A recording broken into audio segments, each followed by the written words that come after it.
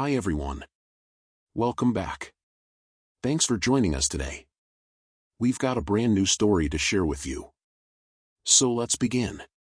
My wife cheated on me, proposed an open marriage, and then went crazy with jealousy when I started dating her friend. I thought our marriage was forever, but now I'm fighting for my children and a new life. Will I be able to get out of this chaos? My name's Sherf. I'm 34, a tech engineer pulling long hours at a firm in Seattle, Washington. My life, up until a few months ago, looked like something out of a postcard: a cozy house in the suburbs with a cedar porch, a white picket fence, and two boys who light up my world. John, 8, and 6. My wife, Jeffrey, 32, is an interior designer, sharp and creative, the kind of woman who could turn a blank room into a magazine spread. We've been married 10 years, and I thought we had it all figured out. I thought we were solid. I was wrong. It started on a Tuesday night, the kind of evening where the rain taps against the windows like it's trying to get in. I just put the boys to bed. John with his dinosaur book, Helly clutching his stuffed whale, and slumped onto the couch with a beer. Jeffrey was late again, said she had a client meeting. She'd been having a lot of those lately, but I didn't think much of it. She'd stroll in, kiss me on the forehead, and we'd catch up over whatever was on TV. That was our rhythm. That night, though, her phone buzzed on the coffee table. She left it behind, something she never did. I ignored it first, but it kept going: buzz, buzz, buzz, like a mosquito you can't swat. Curiosity got the better of me. I picked it up. The screen lit up with a text preview. "Can't wait to see you at the hotel. Trudy." My stomach dropped. Her coworker. The guy she'd mentioned a few times, always with a casual shrug. "Oh, just a guy from the office, good sketches." My thumb hovered over the screen. I shouldn't have, but I unlocked it. Her passcode's been the boy's birthday since forever, 0806. There was a string of messages, flirty little bombshells about meeting up, about how she couldn't wait to get away. My chest tightened, like someone had wrapped a chain around it and yanked. I scrolled back, weeks, months. This wasn't a one-off. This was a goddamn affair. When she walked an hour later, her hair damp from the rain, I was still holding her phone. She froze mid-step. Her purse slipping an inch down her shoulder. "Nate, what's wrong?" Her voice was too high, too brittle, like she already knew. "Who's Trudy?" I asked, my tone flat. I held up the phone. The screen still glowing with her betrayal. Her face went pale, then flushed red. She dropped her purse on the floor and crossed her arms. "It's not what you think," she started, but I cut her off. "Don't. Just don't." I stood up, the beer bottle cold and slick in my hand. "How long, Jeffrey? How long have you been sneaking around with him?" She hesitated, chewing her lip, a habit I used to find cute. 6 months. She said finally, barely above a whisper, "But it's not serious, Nate. It's just physical. I still love you. I love the boys." I laughed. A sharp, bitter sound that echoed off the walls. Physical. Great. So while I'm here reading bedtime stories, you're off screwing some guy in a hotel. That's your version of love. Her eyes flashed. And she stepped closer, her voice rising. "You don't get it, do you? You're always working, always tired. I needed something, someone, to feel alive again. I didn't mean to hurt you." "Hurt me?" I slammed the bottle down on the table, foam spilling over the edge. "You didn't just hurt me, Jeffrey. You blew up everything I thought we were." She took a breath, steadying herself like she'd rehearsed this. "Okay, look, maybe we can figure this out. What if we tried an open marriage? You could see other people too. We'd keep the family together." I stared at her dumbfounded. An open marriage? My parents have been married 40 years. High school sweethearts who still hold hands at the grocery store. That's what I wanted, what I signed up for when I put a ring on her finger. Not this. Not some free-for-all where my wife gets to sleep around and call it fair. No. I said, my voice low and hard. That's not how this works. That's not who I am. She threw her hands up. Then what, Nate? You want a divorce? You want to tear this family apart over something that doesn't even matter? Doesn't matter? I stepped toward her, my pulse hammering in my ears. You've been lying to me for half a year. You've been walking out that door, kissing me goodbye, and then climbing in a bed with him. And you think that doesn't matter? She didn't answer. Just looked away, her jaw tight. I turned and grabbed my jacket from the hook by the door. I'm sleeping in the guest room tonight. Figure out what you're going to say to the boys when they ask why Daddy's mad. Nate, wait, she called, but I was already halfway down the hall. I shut the door behind me, locked it, and leaned against it, my breath ragged. The room smelled faintly of paint and then used pillows. A stark contrast to the chaos in my head. I sank onto the bed, staring at the ceiling. 6 months of lies. How did I not see it? The late nights, the new perfume, the way she dodged my touch sometimes. I chalked it up to stress to her job. I've been blind. The next morning, I got the boys up for school like nothing was wrong. Pancakes, orange juice, a quick love you as they ran out to the bus. Jeffrey hovered in the kitchen. Her eyes red, probably from crying or lack of sleep. I didn't care. We need to talk tonight, I said, grabbing my keys. After they're in bed, she nodded, silent for once. I drove to work in a fog. The Seattle skyline blurring past me. My cubicle felt like a cage. The hum of computers and chatter of coworkers a dull roar in my ears. I couldn't focus. All I could think about was her with him. Laughing, touching, sharing secrets she'd never share with me. By the time I got home, I made up my mind. I wasn't leaving, not yet. Not because I wanted to stay with her, but because I'd be damned if I let her rip my boys away from me over this. That night, after John and Helly were tucked in, I sat her down at the kitchen table. The dishwasher hummed in the background, a mundane soundtrack to the end of my world. I'm not doing your open marriage thing, I said, folding my arms. But I'm not divorcing you either. Not right now. The boys don't deserve that. Her shoulders sagged with relief. But I wasn't done. This doesn't mean I forgive you. It means I'm stuck, Jeffrey. Washington's a no-fault state. Divorce screws the dad 9 times out of 10. I'd lose the house, the kids, everything. Some staying. For them. You want to keep seeing Trudy? Fine. But don't expect me to play happy husband. She reached for my hand, but I pulled back. Nate, I'll stop. I swear. I don't want to lose you.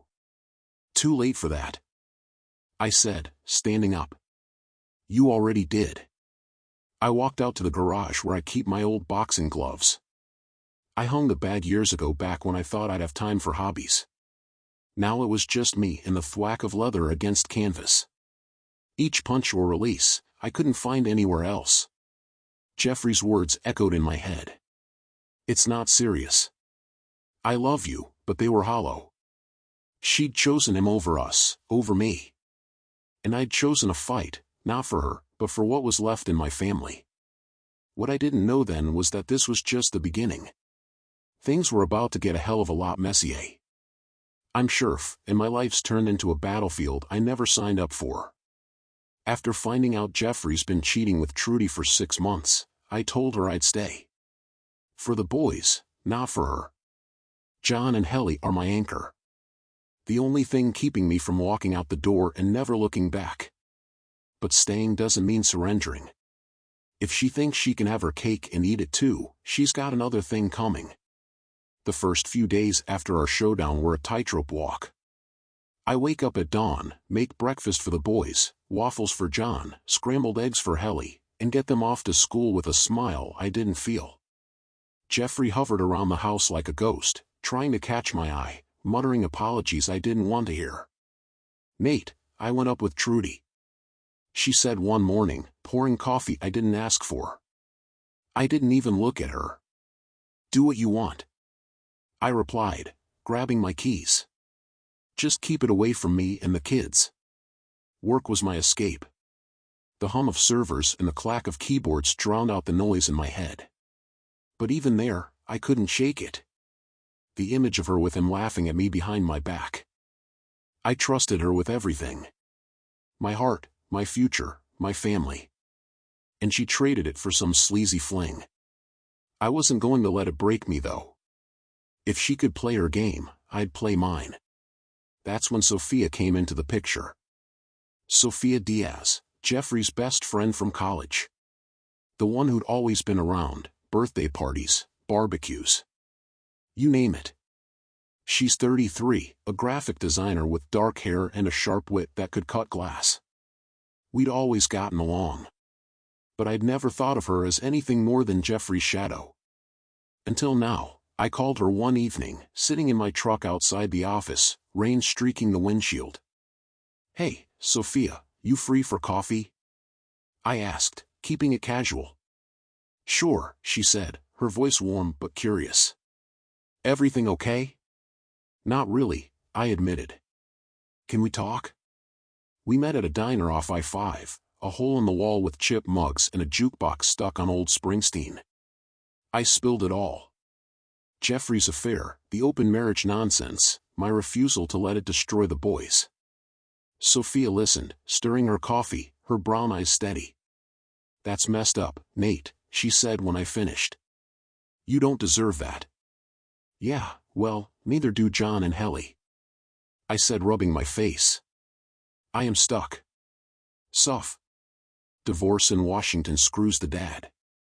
Courts hand the kids to the mom unless she's a total train wreck. I can't risk losing them. She nodded, thoughtful. So what's your plan? Just grit your teeth and take it. I smirked, a spark igniting in my chest. Not exactly. Jeffrey thinks she can have it all. Me at home, call on the side. What if I flipped the script? What if I started seeing someone too? Her eyebrows shot up, but a grin tugged at her lips. You're serious? Why not? I leaned forward, the idea taking shape. She opened the door. I'm not saying I want a fling. God knows I'm not built for that. But if she sees I'm not just sitting here pining, maybe she'll rethink her little game. Sophia laughed, a low, easy sound. You're diabolical, Scherf. All right, I'm in. Let's make her squirm. That's how it started. A week later, I took Sophia to dinner. Nothing fancy, just a burger joint in your Lake Union. We laughed over fries, swapped stories about the boys. And for the first time in weeks, I felt human again. She snapped a selfie of us, her head tilted against mine, and posted it with a vague caption. Good company, good vibes. I didn't ask her to, but I didn't stop her either. Let Jeffrey see it.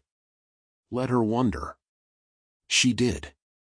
The next night, I got home late from work and Jeffrey was waiting in the living room. Her arms crossed, eyes blazing. What the hell, Nate? You're with Sophia now. Her voice was sharp enough to cut steel.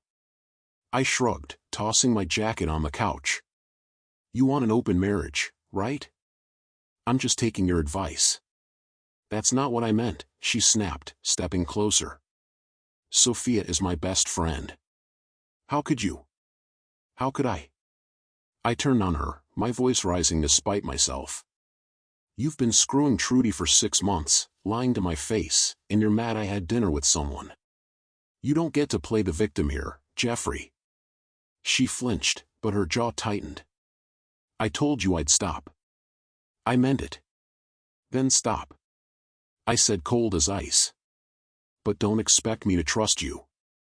And don't expect me to sit around, waiting while you figure out what you want. She stared at me.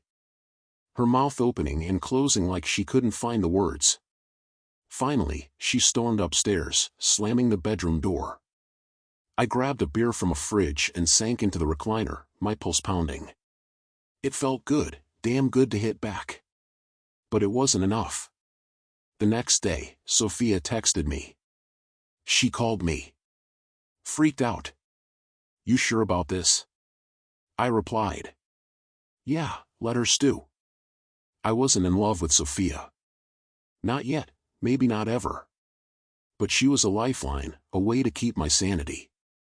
And if it made Jeffrey jealous, made her feel a fraction of the hurt she dumped on me, so be it.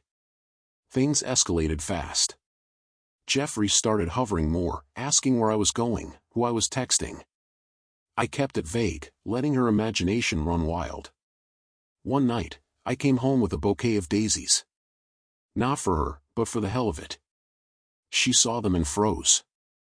For Sophia, she asked, her voice tight. Maybe, I said, setting them on the counter. Does it matter? Her eyes welled up. But I walked past her to check on the boys. No tears were going to fix this. She made her bed. Let her lie in it. What I didn't expect was how it'd feel to have the upper hand. It wasn't just revenge. It was power, a way to take back what she'd stolen. Sophia, and I kept it light. Coffee here, a hike there. But Jeffrey didn't need to know that. She started leaving voicemails for Sophia, begging her to back off. Sophia played them for me one night over beers at her place. And we laughed until my sides hurt. She's losing it, Sophia said, wiping her eyes. You're a genius. Maybe, I said, grinning. Or maybe I'm just done being the fool. But beneath the bravado, I was still raw. Every time I saw Jeffrey's face, guilty, angry, desperate, I remembered the woman I loved, the one I'd built a life with. That woman was gone, replaced by someone I didn't recognize. And the boys? They were starting to notice the chill in the house, the way Mommy and Daddy barely spoke. I'd shield them as long as I could, but I knew this couldn't last. Something had to give, and soon it would. I'm sheriff, and my life's a chess game I didn't ask to play. Jeffrey's affair with Trudy turned our marriage into a war zone. And my move with Sophia, her best friend, flipped the board. I wasn't in love with Sophia, not really, but watching Jeffrey squirm gave me a twisted kind of satisfaction. It was the first time in months I felt like I wasn't drowning. But wars don't stay static, and this one was about to escalate. The tension at home was a live wire. Jeffrey stopped apologizing and started fighting back. Little jabs at first, like leaving her phone out with Trudy's text on display, daring me to react. I didn't. I'd check on John and Helly instead, keeping their world steady while ours cracked. But she wasn't done. One night, she cornered me in the kitchen, her voice low so the boys wouldn't hear. You think you're clever, don't you? Parading around with Sophia, like some big shot, I leaned against the counter, arms crossed. You want a freedom, Em? I'm just following your lead. Her eyes narrowed. This isn't freedom. This is you trying to punish me. Maybe it is, I said, my tone even. You've been punishing me for 6 months. Fair's fair. She stormed off, and I thought that was it. But the next day, I came home to find her cooking my favorite steak and mashed potatoes, the smell hitting me like a memory of better days. The boys were at the table, chattering about school, and she smiled at me like nothing was wrong. Sit down, Nate. Let's eat as a family. I hesitated. It was a trap, I knew it, but John looked up with those big eyes. Please, Daddy. And I couldn't say no. We ate, the clink of forks loud in the silence between us. Afterward, she tried to brush my arm as I cleared the plates. See, we can still be us, she said softly. I pulled away. This doesn't change anything. Her face fell, but I didn't stick around to see the tears. That's when I decided I needed a real break. Not just coffee with Sophia, but something to reclaim my life. I'd always wanted to take the boys camping, get them out of this mess and into the wild. So I bought a rig. They used Airstream, silver and scratched, but solid, with bunks for them and a bed for me. I found on Craigslist, haggled the guy down to $15,000 and spent a weekend fixing it up. When I told John and Helly we were hitting the road, their faces lit up like Christmas. "Can we see bears?" Helly asked, bouncing on his toes. Maybe, I grinned, but no feeding them your brother. Jeffrey wasn't thrilled. "You're taking them away from me," she demanded. Hands on her hips as I loaded the truck. "They need this," I said, strapping a cooler. "And frankly, so do I. You're welcome to come." She didn't. We headed to Olympic National Park, 3 days of hiking, roasting marshmallows and sleeping under stars that fell a million miles from Seattle. The boys ran wild, splashing in creeks and chasing shadows while I breathed easier than I had in months. No Jeffrey, no Trudy, just us. I snapped a photo of them by the campfire and sent it to Sophia, surviving out here. "You should join next time." She replied, tempting, "Save me a marshmallow." Back home, Jeffrey was a storm cloud. "You can't just take them whenever you want," she snapped, snatching the boys' bags for me. "Then my kids, too," I shot back. "And they loved it. You should have seen them." She glared, but I saw the flicker of doubt in her eyes. Good. Let her wonder what she was missing. Then came the twist. I didn't see coming. "A buddy from work? Mike, call me one afternoon. Hey, man. Saw something you might want to know. How was it that cafe on Pine with some blonde? Looked cozy." I froze. Phone pressed my ear. "You sure it was him?" "Positive. Same slick haircut. Same smug grin. Thought Jeffrey was his girl." "She is," I said, a slow burn starting in my gut. Or was. I hung up and sat there, staring at the Airstream parked in the driveway. Kai was cheating on her. The irony hit me like a freight train. Jeffrey, so smug about her freedom. Getting played the same way she played me. Part of me wanted to laugh. Part of me wanted to tell her just to see her face collapse. But I didn't. Not yet. Knowledge is power. And I'd use it when the time was right. That night she tried again, lingered in the hallway in a silk robe. Her voice soft. "Nate, can we talk? Really talk?" "About what?" I asked, brushing past her to the guest room. "Us, I miss you. I'll end it with Trudy. I swear." I turned, meeting her eyes. "You said that before. Why should I believe you now?" "Because I mean it," she pleaded, stepping closer. "I don't want to lose this." I studied her. The woman I'd loved. The one I'd vowed to stand by. But all I saw was a liar grasping at straws. "You already did," I said, shutting the door in her face. The next morning, I call my lawyer. "Start digging," I told him. "I want options custody to house all of it. She's not the only one who gets to rewrite the rules." He chuckled. "You're finally playing offense, huh?" "Damn right," I said. "And I'm not stopping." The camping trips became our routine. Me and the boys hitting the road every other weekend. Mount Rainier, Crater Lake, wherever the map took us. Sophia joined once, bringing her dry humor and a knack for starting fires that actually stayed lit. The boys adored her, and I caught myself smiling more than I had months. Jeffrey noticed. She'd grill John and Helly when we got back. "Did Sophia come? What did you do?" And I just shrugged. Let her stew. But the real storm was brewing. Mike's tip about Trudy stuck with me. And I started paying attention. Jeffrey's late nights tapered off. Her phone stayed quiet. Was she on to him, or was she just playing me harder? I didn't know, but I wasn't waiting to find out. I had the Airstream, the boys, and a plan forming in my head. One that had turned this mess into something I could win. Then Sophia dropped a bombshell over coffee one rainy afternoon. "Nate, there's something you need to know," she said, her voice low. "I've been digging quietly. Trudy's not just two-timing, Jeffrey. He's got a record. Fraud, petty theft." She doesn't know. I lean back. The diner's hum fading. You're kidding.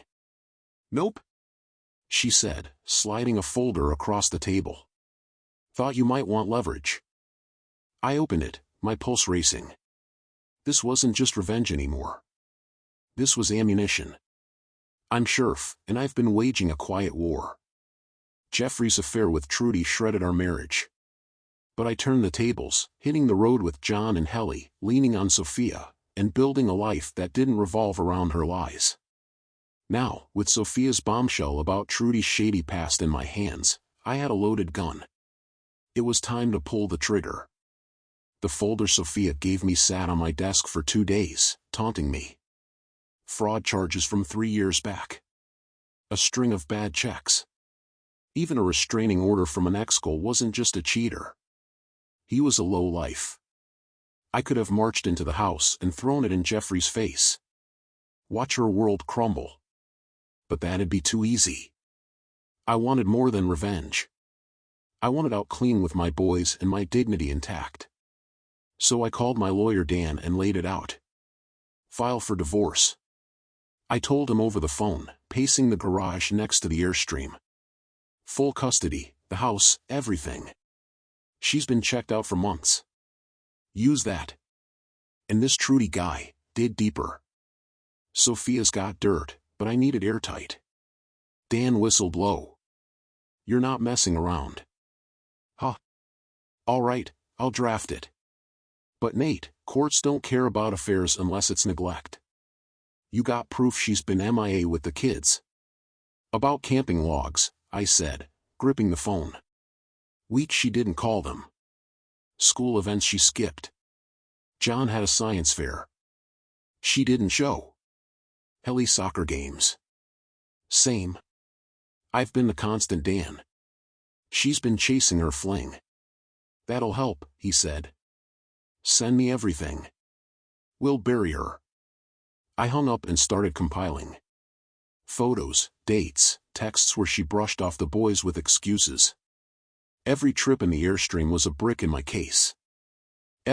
I'm busy from her nail and hers. But I needed more. That's where Sophia came in. We met at her place, a sleek loft downtown, all glass and sharp edges. She handed me a beer and sat across from me. Her laptop opened. You're sure about this? She asked, her tone careful. Dead sure, I said, cracking the bottle. What else you got? She smirked and slid a USB drive my way. Recordings. I tell Trudy a few times. Caught him with that blonde Mike saw. Plus some calls with Jeffrey. She's clueless about his side piece, but she's spilling plenty about you. So she'll fix things once you calm down. I plug it into my laptop, jaw tight. Her voice crackled through. Nate's just mad. He'll come around. I need this with Trudy, but I'm not leaving my family. Then Trudy, laughing. He's a sucker if he stays. My fist clenched, but I kept listening. Sophia had timestamps, locations, hotels, cafes, even a parking lot in your office. Gold, how'd you pull this off? I asked, looking up. She leaned back, crossing her arms. I've got skills, Nate. You didn't think I was just a designer, did you? I frowned. What's that mean? Her grin faded into something sharper. I'm a PI, private investigator. Been at it for years, side gig. Jeffrey never knew. When you told me about Trudy, I figured I'd help. Pro bono, since it's you. I stared at her. The pieces clicking. The selfies, the outings, her knack for knowing things. It wasn't just friendship. You've been playing her this whole time. Not playing, she corrected. You needed an edge. I got you one. I exhaled hard. A mix of shock and gratitude washing over me. Sophia, you're insane. And I owe you. Pay me in beer, she said. Winking. Now what's the plan? Divorce her. I said, voice steady. Use this to keep the boys. She doesn't get to walk away with them after this. The papers hit Jeffrey a week later. I had Dan's server at home while I took the boys camping. Crater Lake this time. Their laughter echoing off the cliffs as I checked my phone for updates. She called me nonstop, leaving voicemails I didn't play. When we got back, she was a wreck. Hair messy, eyes red, pacing the living room. "Nate, what the hell is this?" she demanded, waving the divorce packet. "You taking the kids?" "The house. You left me no choice," I said, setting down the boys' bags. "Go upstairs, guys. Unpack." They scampered off. As she stepped closer, voice shaking. "I'll fight this. I'll get custody. You'll see them once a month if you're lucky. You can't do this. Watch me," I said calm and steel. "You've been gone, Jeffrey. Physically, emotionally gone. How about proof? You think a judge will side with you when they hear you've been shacking up with a con artist?" Her face went white. "What are you talking about?" "Trudy," I said, stepping into her space. "Fraud, theft, a rap sheet longer than your excuses. You picked a real winner." She staggered back, clutching the papers. "You're lying. Ask Sophia," I said, turning away. "Oh, wait. She's been on to him too. Guess you're best friends, not who you thought." The next month was chaos. Jeffrey hired a lawyer, some slick guy who tried to spin her as the victim. Overworked mom, stressed wife. But Dan was a shark. In court, he laid it out. My logs, Sophia's recordings, even Trudy's record, courtesy of her digging. The judge, a stern woman with gray hair, didn't flinch as Jeffrey's lawyer flailed. She cried on the stand, claiming she'd been lost. But the photos of her with Trudy, time-stamped during Helly's birthday party she'd skipped, shut that down fast. The kicker came when Sophia testified. She walked in, cool and professional, and dropped the truth. "I'm a licensed PI. I documented Ms. Crow's neglect at Mr. Crow's request. She prioritized her affair over her children." Jeffrey's jaw dropped, her lawyer scrambling to object. Too late. The courtroom buzzed, and I caught Sophia's eye. She gave me a nod, subtle but solid. Jeffrey's last card was a plea. "Nate, don't do this," she whispered as we left the stand. "We can still fix it." "No," I said, looking through her. "You fixed it already." The judge ruled that day, full custody to me, the house too. Jeffrey got weekends, supervised for now, and a chunk of our savings to start over. She sat there, stunned as I walked out the way, lifting off my chest. John and Helly were mine. I'd won, but victory's bittersweet. That night, I sat on the porch, beer in hand, the airstream gleaming under the moon. The boys were safe, asleep upstairs, but the house felt empty without the life we'd had. Sophia called, her voice cutting through the quiet. "You okay?" "Yeah," I lied inside. "No, but I will be." "Good," she said. "You're tougher than you think, Nate." I hung up, staring at the stars. The war was over, but the scars were fresh. And I had one last move to make. I'm Sheriff, and I've just won the fight of my life. Jeffrey's affair with Trudy tore our family apart, but I clawed my way out, full custody of John and Helly, the house, and a divorce that finally set me free. Sophia's reveal as a PI turned the tide, and now the dust settling. But winning doesn't erase the wreckage. It just gives you a chance to rebuild. The day after the ruling, I packed the boys into the truck and drove to Portland. Seattle was a ghost town of memories. Every street corner, every coffee shop stained with what we'd lost. I found a place online, a 2-story craftsman with a big yard and a view of the Willamette River. It wasn't fancy, but it was ours. Looked at a treehouse. John shouted as we pulled up, Helly already racing the climate. I laughed, the sound raw, but real. This was it. A fresh start. Unpacking took a week. The boys claimed their rooms, scattering Lego bricks and posters of dinosaurs and whales. I kept the Airstream in the driveway, a silver reminder of our escape. Jeffrey called once, her voice shaky through the voicemail. "Nate, I'm sorry. Can we talk about the boys?" I didn't call back. She'd see them on her weekends, supervised, court-ordered, no wiggle room. I wasn't shutting her out, but I wasn't opening the door wide either. They deserve a mom, not a revolving door. Sophia swung by that first weekend, a 6-pack of IPA in hand. "Housewarming gift," she said, stepping onto the porch. She looked different out of the courtroom, jeans, a loose sweater, her PI edge softened. We sat out back, watching the boys chase fireflies as dusk crept in. "You did it, Nate," she said, clinking her bottle against mine. "Told you you're tougher than you think." "Thanks to you," I said, meaning it. "That PI twist. I still can't believe you pulled it off." She shrugged, a half-smile playing on her lips. "I bought a knack for surprises. Besides, Jeffrey had it coming." We talked late into the night about the case, the boys, the future. She wasn't just a friend anymore, not after everything, but I wasn't rushing into anything. I'd learned my lesson about leaping blind. "You sticking around Portland?" I asked if she stood to leave. "Maybe," she said, her eyes catching the porch light. "Got a client here next week." "We'll see." "Doors open," I said. And she nodded, a quiet understanding between us. Jeffrey's first visit came a month later. She showed up at a park near the house. Neutral round, supervised by a court worker who hovered like a hawk. John and Helly ran to her, hugging her tight, and I stayed back, hands in my pockets. She looked thinner, her hair pulled back, her smile forced. "Hey guys," she said, kneeling.